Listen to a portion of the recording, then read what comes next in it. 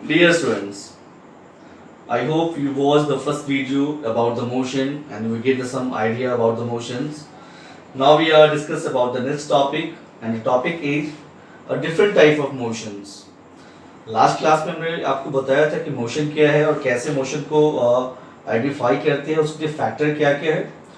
और अब हम ये बात करेंगे कि हमेशा आप एक नए तरह के मोशन को देखते हैं तो उसे कैसे कैटेगराइज करते हैं। तो आज जो नेक्स्ट टॉपिक है उसके बारे में बात करेंगे। उससे पहले एक ब्रीफ जो लास्ट क्लास में हमने दिया था ताकि आपको और भी अच्छे समझ में आ जाए ये वीडियो। तो चलिए बात करते हैं फिर से एक बार फ्लैशबैक में मोशन के बारे में।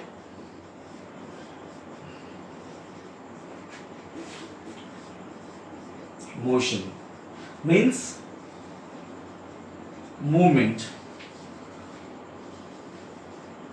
लास्ट वीडियो में हमने आपको ये बताया था कि मोशन का मतलब होता है movement.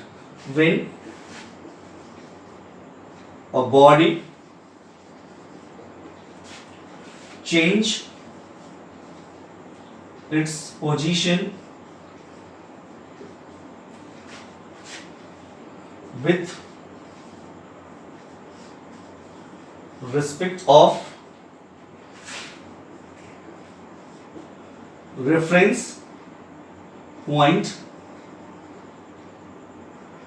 with time taken।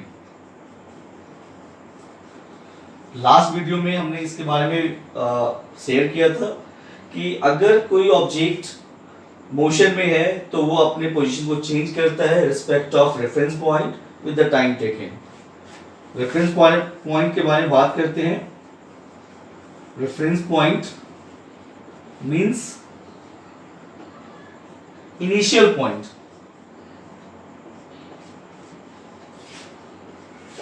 Suppose कीजिए कि कोई ऑब्जेक्ट यहां पे है ए और वो मूव करके बी पे पहुंचता है। तो आप देख सकते हैं कि ए और बी के बीच में ये सम डिस्टेंस है। तो अगर हम रेफरेंस पॉइंट के बारे में बात करें तो आप ये कहेंगे कि बी के लिए जो रेफरेंस पॉइंट है वो ए है, तो ये बी के लिए रेफरेंस पॉइंट कहलाएगा जहां से ये इनिशियल स्टार्ट करता है और ये बताता है कि वो उस ऑब्जेक्ट में बदलाव हुआ। और ये बदलाव कब हुआ है? जब ऑब्जेक्ट मूव करता है। तो पिछले वीडियो में हमने ये सारा बात बताया था, बस एक फ्लैशबैक के रूप में आपको ये बता रहे हैं। फिर एक रेस्ट के बारे में बात करते हैं कि रेस्ट किसे कहते हैं। कहते हैं when body does not move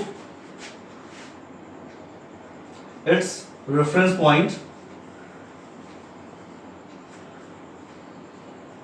it is known as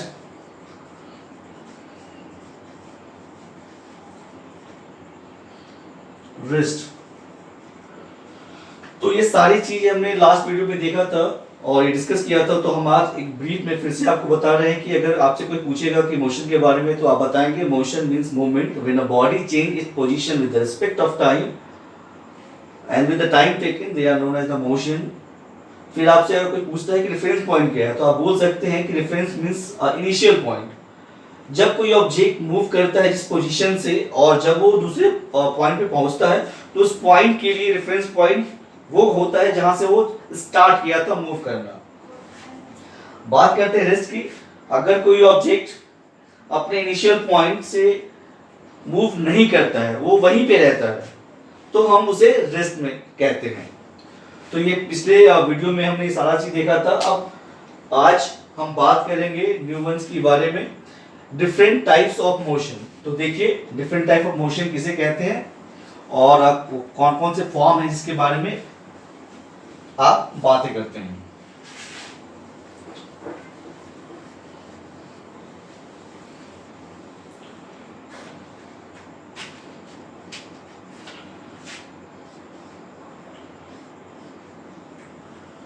Different type of motion. First one, linear motion।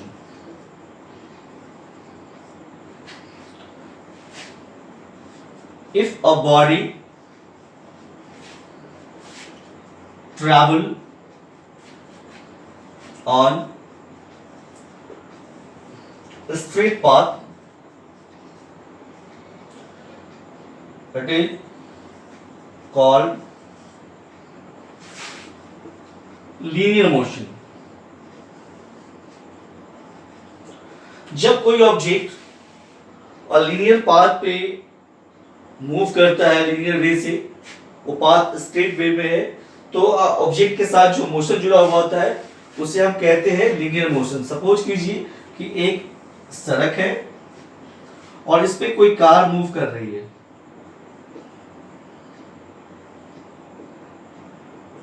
और वो स्ट्रेट फॉरवर्ड मूव कर रही है, तो हम कहेंगे कि इस कार के साथ जो मोशन है वो लीनियर मोशन है।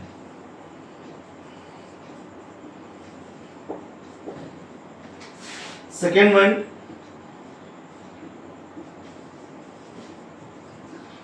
Rotatory motion. If a body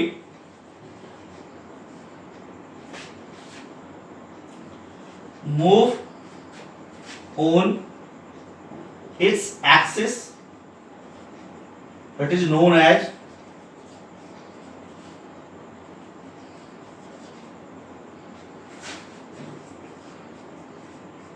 rotatory motion।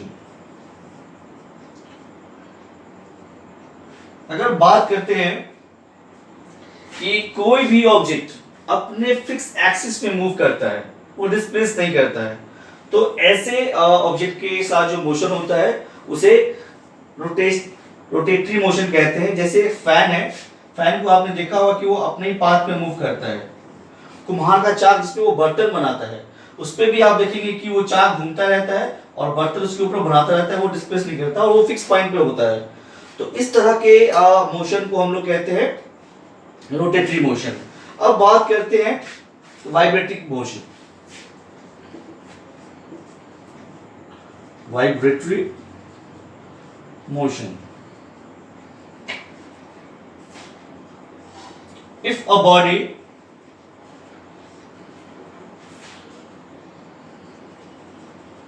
shown the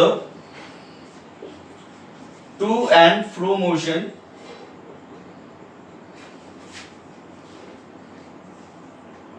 it is called vibrating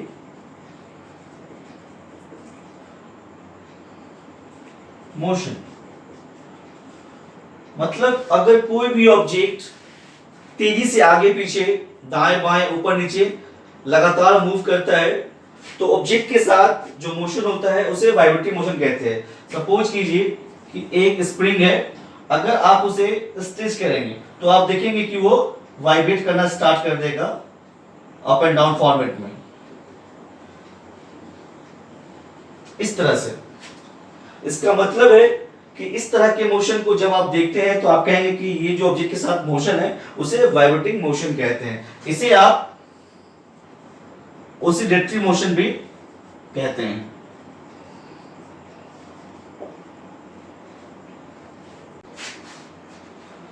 next,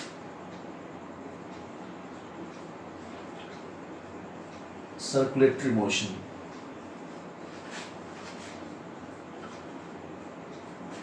Circulatory motion means when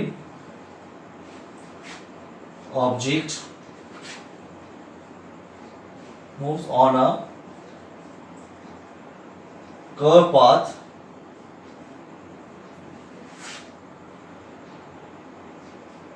it is known as circulatory motion.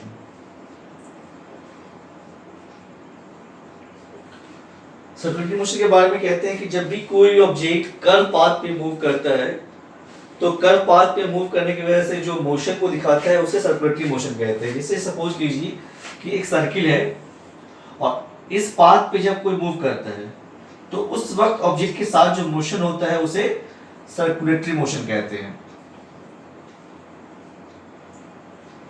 Suppose जैसे जब आप सड़क पे चलते हैं तो आपने गोलंबर वगैरह पोज देखा होगा, और जब उसके इर्द गिर्द जब आप घूमते हैं तो उस वक्त जो आपके पास जो मोशन होता है उसे सर्कुलेटरी मोशन कहते हैं। Next, periodic motion.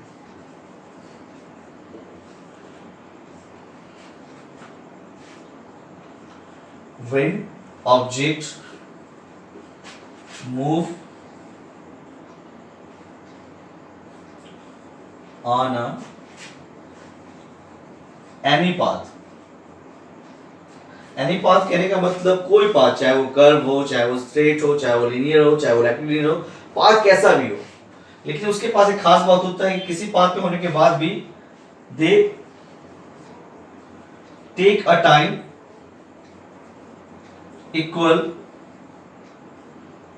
वो हर बार उस पाथ को ट्रैवल करने के लिए, वो जिस पाथ पे भी है, हर बार उस पाथ को कवर करने के लिए वो बिल्कुल निश्चित समय लेता है, वो बदलता नहीं है। और हर बार जब इस तरह का वो मोशन को रिप्रेजेंट करता है तो हम कहते हैं कि वो पीरियोडिक मोशन है। जैसे आपने देखा होगा सिंपल पेंडुलम, सिंपल पेंडुलम एक कंप्लीट ऑसिलेशन करने के लिए 1 सेकेंड का वक्त लगाता है, और हर बार आपने देखा होगा कि जब वो मूव करता है तो वो 1 सेकेंड का वक्त लगाता है। तो इस तरह का जब आप मोशन को देखते हैं तो आप कहेंगे कि ये जो है वो पीरियोडिक मोशन को रिप्रेजेंट करता है। ऐसे बहुत सारे फॉर्म्स हैं, जैसे अर्थ सन के चारों ओर चक्कर लगाता है और हर बार वो 365 डेज और 6 आवर का वक्त लगाता है, आपने नहीं देखा होगा कभी उसे बदलते हुए।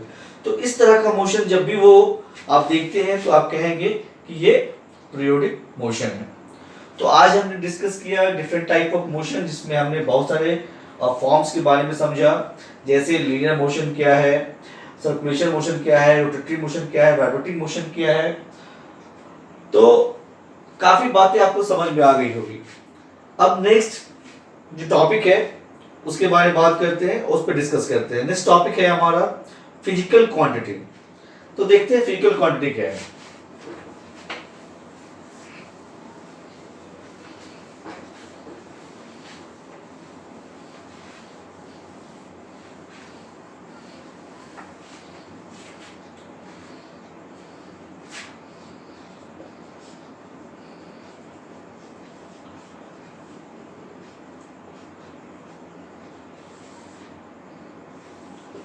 फिजिकल क्वांटिटी को दो पार्ट में बांटा गया है, एक स्केलर और दूसरा वेक्टर।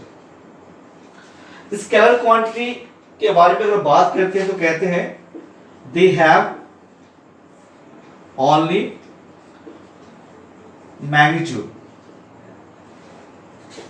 और वेक्टर के बारे में बात करते हैं they have direction and magnitude. It means the scalar only represent the magnitude form and the vector represent the both form, the direction and the magnitude. जिसके पास डायरेक्शन और मैग्नीट्यूड दोनों होता है उसे हम लोग वेक्टर से रिप्रेजेंट करते हैं, और जिसके पास केवल और केवल मैग्नीट्यूड होता है उसे हम लोग स्केलर से रिप्रेजेंट करते हैं। तो अभी फिजिक्स में बहुत सारे आगे से फॉर्म्स आएंगे जिनको हम लोग स्केलर और वेक्टर में अलग अलग डिफर करके बताएंगे कि कैसे वो इसको रिप्रेजेंट करता है, क्योंकि यहाँ पे स्पष्ट है कि जिसके पास मैग्नीट्यूड है, मैग्नीट्यूड का मतलब होता है अगर बात करें तो मेजरमेंट, जिसके पास मेजरमेंट होता है उसे मैग्नीट्यूड से रिप्रेजेंट करते हैं। तो ऐसे बहुत सारे फॉर्म्स हैं जिसे आप देखेंगे, जैसे डिस्टेंस, स्पीड, ये सब सारे जो हैं वो स्केलर क्वांटिटी में आते हैं। अगर वेक्टर की बात करें तो डिस्प्लेसमेंट, फोर्स, ये सारे जो है वो वेक्टर को रिप्रेजेंट करते हैं। तो एग्जांपल में आप लिख भी सकते हैं स्केलर के लिए डिस्टेंस, स्पीड, एक्सेट्रा, और वेक्टर के लिए डिस्प्लेसमेंट, वेलोसिटी,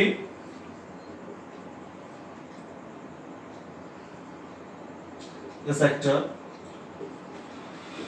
तो आगे चल के बहुत सारे ऐसे फिजिकल क्वांटिटी फॉर्म्स होंगे जिनको आप इसमें कैटेगरी बांटेंगे, और अभी हमने डिस्टेंस और डिस्प्लेसमेंट भी लिखा है। तो जस्ट इसके बाद जो नेक्स्ट टॉपिक है हम लोग इसको डिस्कस करेंगे नेक्स्ट वीडियो में।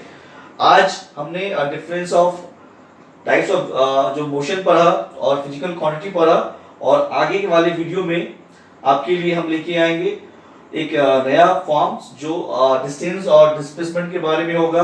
फिर आगे ग्राफिकल फॉर्म्स हैं, न्यूमेरिकल, बहुत सारे फॉर्म्स आने हैं। तो आप लगातार वीडियो देखते रहिए और जो भी डाउट्स है हमारे वीडियो के अंत में हमारा व्हाट्सअप नंबर है, आप उस पर पूछ सकते हैं। तो आज के लिए इतना ही, थैंक यू। और एक मैसेज है कि आपको पता है कि सारी दुनिया इस कोरोना कोविड-19 से परेशान है, तो परेशान होने की बिल्कुल जरूरत नहीं है, हम जरूर इससे जंग जीतेंगे।